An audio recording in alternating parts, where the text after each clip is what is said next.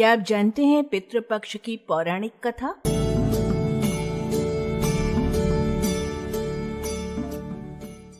पितृपक्ष की पौराणिक कथा के अनुसार जोगे और भोगे दो भाई थे। दोनों अलग अलग रहते थे। जोगे धनी था और भोगे निर्धन। दोनों में परस्पर बड़ा प्रेम था। जोगे की पत्नी को धन का अभिमान था, किंतु भोगे की पत्नी बड़े सरल हृदय की थी। पितृपक्ष आने पर जोगे की पत्नी ने उससे पितरों का श्राद्ध करने के लिए कहा, तो जोगे इसे व्यर्थ का कार्य समझकर टालने की चेष्टा करने लगा। किंतु उसकी पत्नी समझती थी कि यदि ऐसा नहीं करेंगे तो लोग बात बनाएंगे। फिर उसे अपने मायके वालों को दावत पर बुलाने और अपनी शान दिखाने का ये उचित अवसर लगा।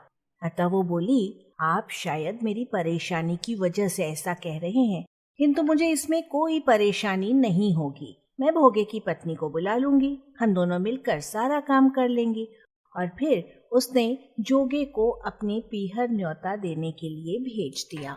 दूसरे दिन उसके बुलाने पर भोगे की पत्नी सुबह सवेरे आकर काम में जुट गई।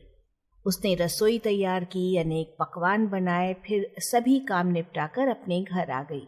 आखिर उसे भी तो पितरों का श्राद्ध तर्पण करना था।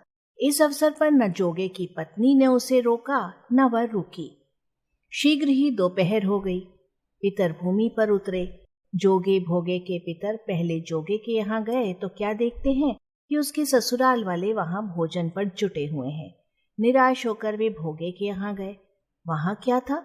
मात्र पितरों के नाम पर अगियारी दे दी गई थी। पितरों ने उसकी राख चाटी और भूखे ही नदी के तट पर जा पहुंचे। थोड़ी देर में सारे पितर इकट्ठे हो गए और अपने अपने यहाँ के श्राद्धों की बड़ाई करने लगे। जोगे भोगे के पितरों ने भी अपनी आप बीती सुनाई।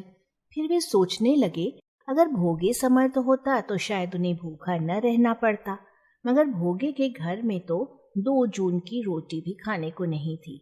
यही सोचकर उन्हें भोगे पर दया आ गई। अचानक वे नाच नाच कर गाने लगे, भोगे के घर धन हो जाए, भोगे के घर धन हो जाए। सांझ होने को हुई। भोगे के बच्चों को कुछ भी खाने को न मिला। सांझ होने को आई। भोगे के बच्चों को कुछ भी खाने को नहीं मिला था। उन्होंने माँ से कहा, माँ भूख लगी है।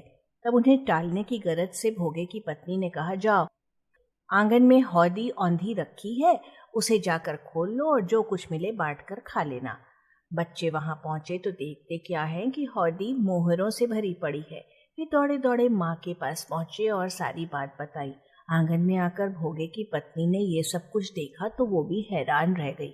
इस प्रकार भोगे भी धनी हो गया, लेकिन वो धन पाकर घमंडी नहीं हुआ। दूसरे साल का पितरपक्ष आया।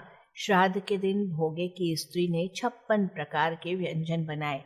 ब्राह्मणों को बुलाकर श्राद्ध किया, भोजन कराया, दक्षिणा दी। जेठ जेठानी को सोने चांदी के बर्तनों में भोजन कराया।